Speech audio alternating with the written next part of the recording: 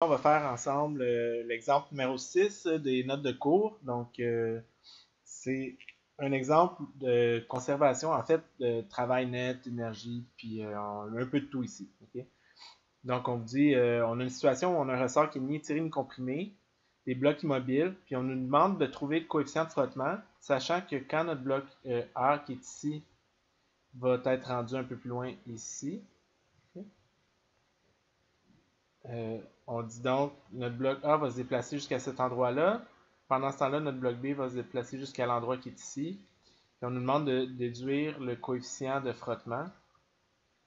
Ça, c'est la position initiale. Puis la position finale. Okay? On nous dit qu'entre les deux, le bloc se déplace d'une distance de 12 cm. Ça veut dire que lui, ici, va descendre d'une distance de 12 cm aussi. Okay? Donc, on nous donne les masses des objets ainsi que la constante de rappel du ressort. Donc, on va garder ça de côté. Puis, on va ici enlever tout ça. On va regarder le problème un peu plus en détail. Okay? Donc, c'est un problème ici. Moi, personnellement, de la façon de le faire, je me dis, si je regarde par exemple, au début, j'ai une certaine quantité d'énergie disponible dans mon système.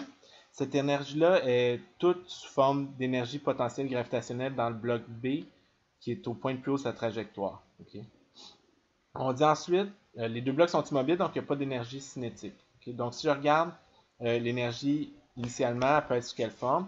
Elle pourrait être cinétique dans le bloc A, elle pourrait être cinétique dans le bloc B, elle pourrait être potentielle gravitationnelle dans le bloc B, puis il y a également un élastique qui pourrait contenir de l'énergie potentielle électrique. Voyons, élastique, pardon.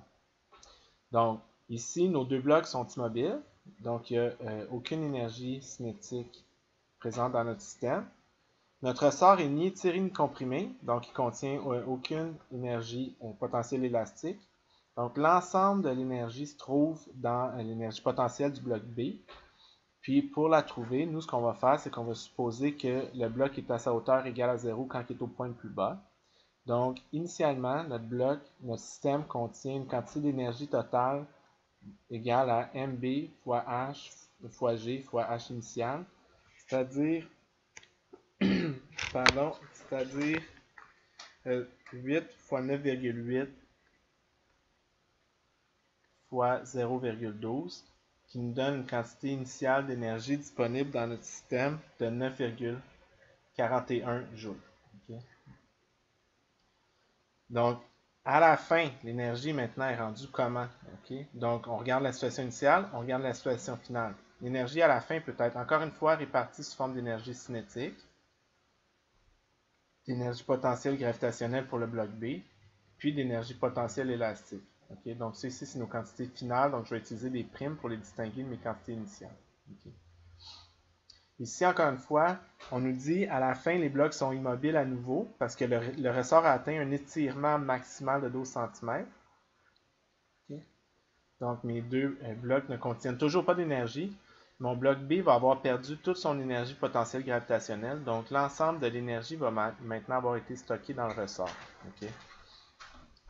Donc, c'est quoi l'énergie potentielle élastique? 1/2 K fois l'allongement final au carré donne 1/2 fois la constante K qui est 600 fois l'allongement qui est 0,12 au carré.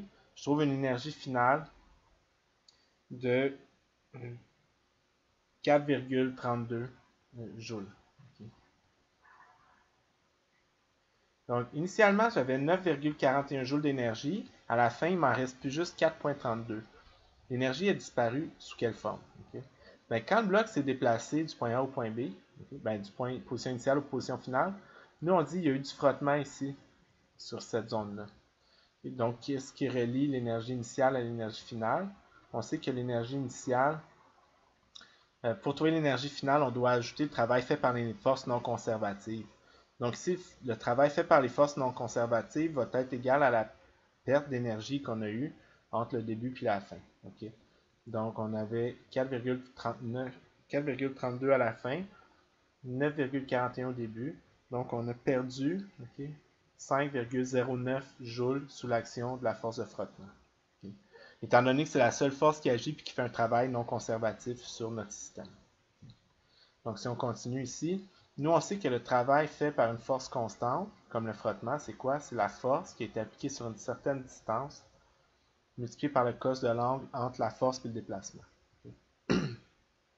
Nous, on connaît la grandeur du travail qui va avoir été fait, moins 5,09. Quelle est la grandeur de la force de frottement? Bien, sur mon bloc A, qui se déplace dans cette direction-là, bien, il va subir une force de frottement F qui est égale à mu fois la normale, donc mu fois MA fois G. Donc, la grandeur de la force de frottement, c'est le coefficient qu'on cherche, fois la masse de notre bloc qui est de 20 kg, fois G qui est de 9,8, fois le déplacement, le bloc va s'être déplacé sur une distance de 12 cm, puis l'angle entre le vecteur déplacement puis le vecteur frottement, c'est 180 degrés, qui donne moins 1. Okay? On se souvient, on utilise toujours la grandeur de la force, la grandeur du déplacement, puis on laisse l'angle ici décider du signe du travail. Okay? Donc ici, il nous reste juste à isoler mu, puis on trouve un facteur mu égal à 0,22. Okay? Donc c'est comme ça ici, ce qu'on a dit au début, qu'est-ce qu'on avait? On avait toute l'énergie sous forme potentielle gravitationnelle ici. À la fin, on a toute l'énergie sous forme potentielle élastique ici. La différence entre les deux va être liée au travail qui va avoir été fait par le frottement ici. Comme on connaît la grandeur de la force, puis la grandeur du déplacement, puis le travail, on est capable de trouver la quantité inconnue qui est le travail ici.